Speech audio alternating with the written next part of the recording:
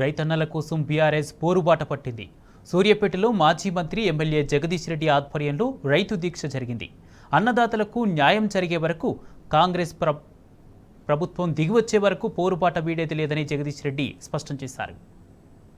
Party KCR గారి ఆదేశాల మేరకు రాష్ట్ర మంత్రి కూడా రైతుల సమస్యల్ని పరిష్కరించాలని, కాంగ్రెస్ పార్టీ గతంలో అధికారంలోకి రావడానికి ముందు ప్రజలకు ఏదైతే హామీలు ఇచ్చిందో, రైతులకు ఏదైతే హామీలు ఇచ్చిందో ఆ హామీలు నెరవేర్చాలని, వచ్చిన కరువు కొంత అయితే తెచ్చిన కరువే ఎక్కువ కాబట్టి ఈ ప్రభుత్వం యొక్క అనాలోచిత అనాగరిక చర్యల వల్ల రైతాంగం ఏదైతే నష్టపోయినరో వారికి వెంటనే నష్టపరిహారం చెల్లించాలని, ఇచ్చిన హామీలు నెరవేర్చాలని చెప్పి రైతులకు మద్దతుగా ఈరోజు దీక్ష చేయాలని చెప్పి ఏదైతే పిలుపునిచ్చిందో నియోజకవర్గ కేంద్రాల్లో మరి ఈరోజు ఈ దీక్షలో పాల్గొన్న అందరికీ ధన్యవాదాలు తెలియజేస్తూ, ఏం జరిగింది వాస్తవానికి, ఎందుకు కేవలం 3 నెలల్లోనే అంత తలకిందులవుతుంది, ఏం కారణం?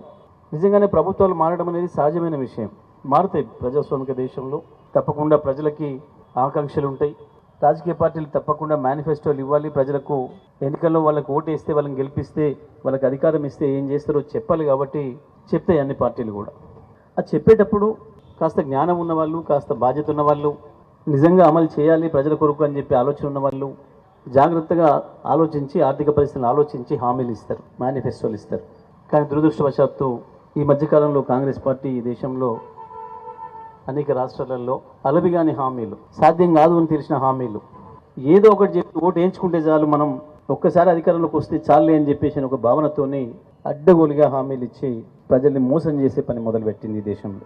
ఒక లంపెన్స్ చేతిలో ఉంది.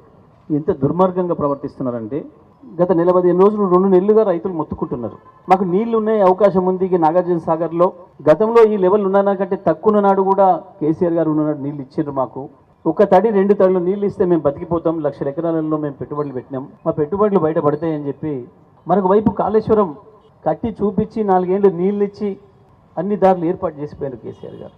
అక్కడ కూడా నీళ్ళు ఇవ్వచ్చు అని చెప్పినాం. కట్టిన ఇల్లు పెట్టిన పొయ్యి ఉంటే కూడా సంసారం చేయలేని విధవలు వచ్చింది ఇవాళ ఈ ప్రభుత్వం.